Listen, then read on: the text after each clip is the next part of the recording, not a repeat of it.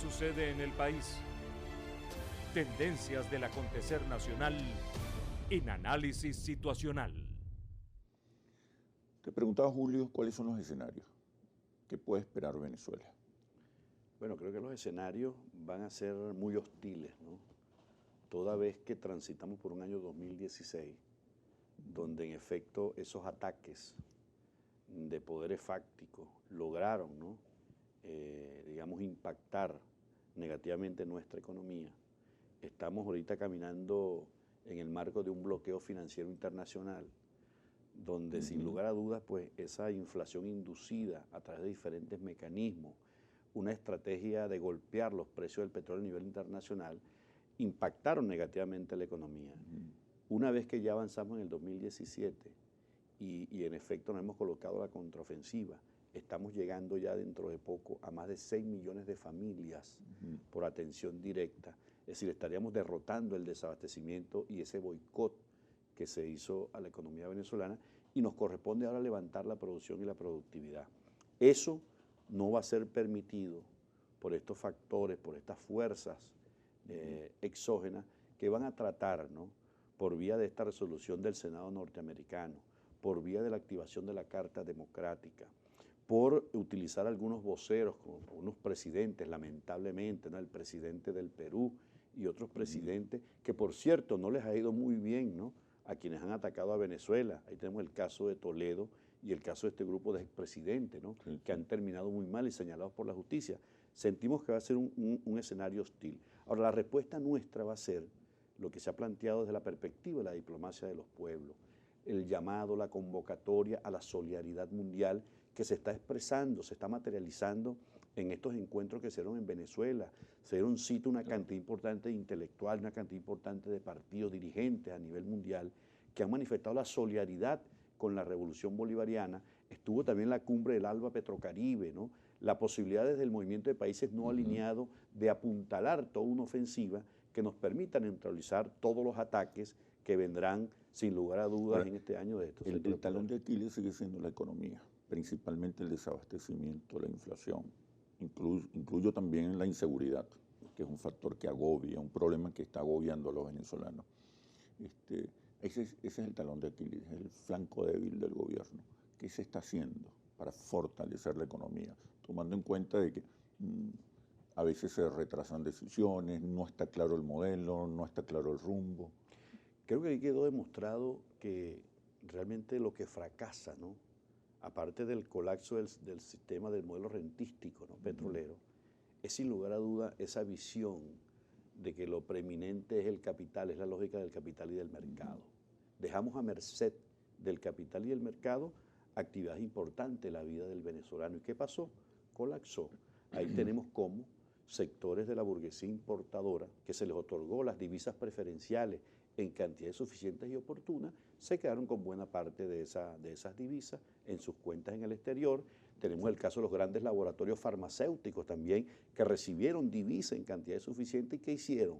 Jugaron precisamente al desabastecimiento, jugaron al boicot y a esconder estos productos, porque se trataba de una estrategia para derrocar al gobierno. Ahora, ¿qué es lo que se plantea en esta nueva etapa?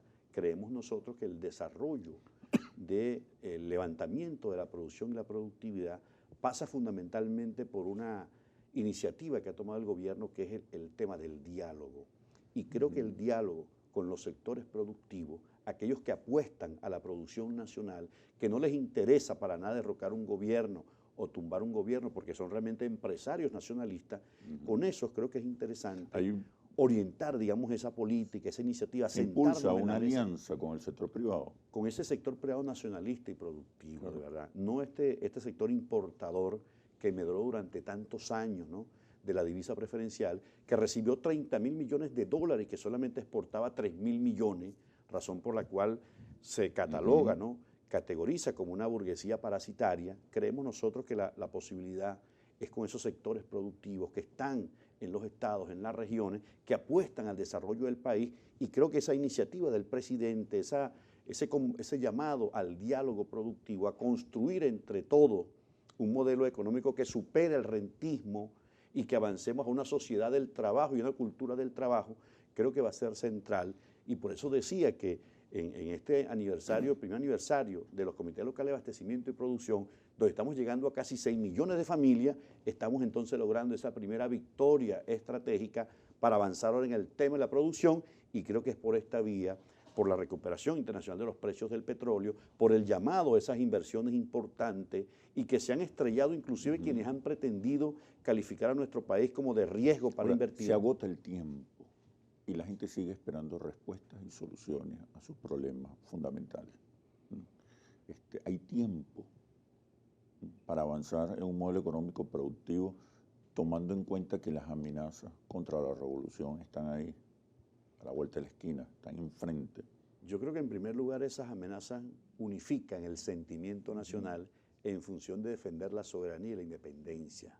Y ese es un elemento central. Eso puede ser un factor que cohesione, claro, porque, a un sector de la porque de la ha población. moralizado inclusive la población. Fíjate que ha coincidido, ¿no? Esta dura situación, este ataque a la economía, ha coincidido con un desplome, ¿no?, de la credibilidad de los sectores de la oposición. Digamos, dilapidaron ese capital electoral. Pero por eso la escalada, ¿no? Claro, ¿no? Y la escalada tiene que ver, a lo mejor no con una intervención directa, pero sí con una presión para que se realicen elecciones. Las elecciones no con un sentido de alternancia, convivencia, cohabitación, sino con un sentido de derrocamiento del chavismo. Sí, ¿Qué hacer? Se hará en el momento que el poder electoral lo decida, y nosotros estamos preparados para cualquier escenario. Hemos estado trabajando a lo interno, muy duro, a lo interno de nuestra organización, del Gran Polo, del Congreso de la Patria, y creo que estas orientaciones, ¿no?, que ha dado el presidente Nicolás Maduro sobre la base de las 5 líneas de acción, donde está contenido en primer lugar el desarrollo de las fuerzas productivas, es decir, no hay tiempo que perder en la necesidad de levantar la producción y la productividad, en buscar las inversiones y las alianzas estratégicas que nos permitan, primero, obtener divisas, segundo, desarrollar importantes sectores con la participación del capital internacional.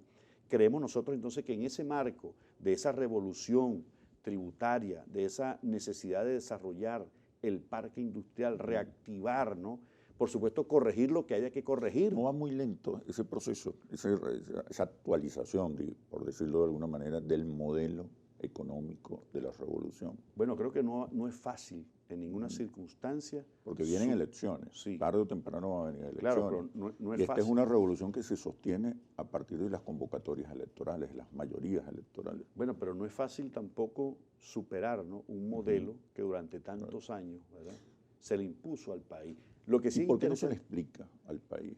Yo creo que hemos hecho esfuerzos, ¿no?, en explicar, por ejemplo. Uno percibe que se trata más bien de desviar el foco cuando se anuncian carnavales y se anuncian otras medidas y actividades, iniciativas que no tienen nada que ver con los problemas de la gente, los problemas económicos de la gente. Sí, sin lugar a dudas que el problema importante en estos momentos es el tema del desabastecimiento y la necesidad de levantar la producción y la productividad. Y creo, repito, que por la vía del diálogo que se ha convocado con esos sectores y que están dando resultados muy interesantes, en algunas regiones del país ya se comienzan a ver importantes indicadores en cuanto al levantamiento de la producción.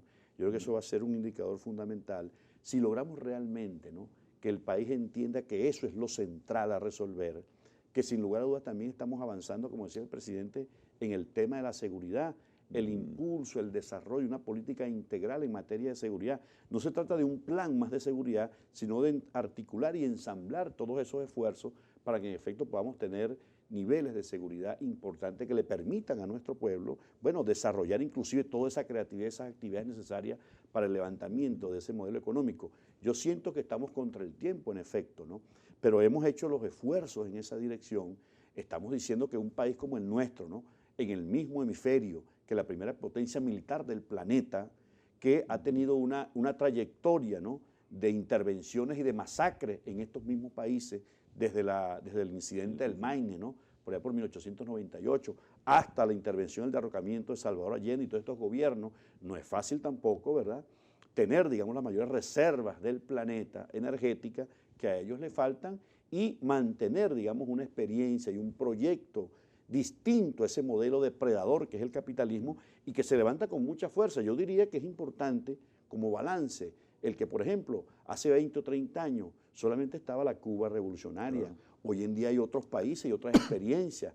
Creo que de lo que se trata es hacer un balance para poder rectificar, corregir y avanzar con mucha fuerza como un bloque unido en América Latina. Los factores internacionales y nacionales adversarios de la revolución van a presionar por elecciones, pero con un sentido de derrocamiento. ¿Tú no crees que la ruta electoral pasa primero por negociar la convivencia, la alternancia, los consentimientos entre los factores fundamentales del país? Es decir, ¿puede haber ruta electoral si antes no hay negociación? Y la respuesta, por favor, cuando regresemos a los comerciales. Ya venimos.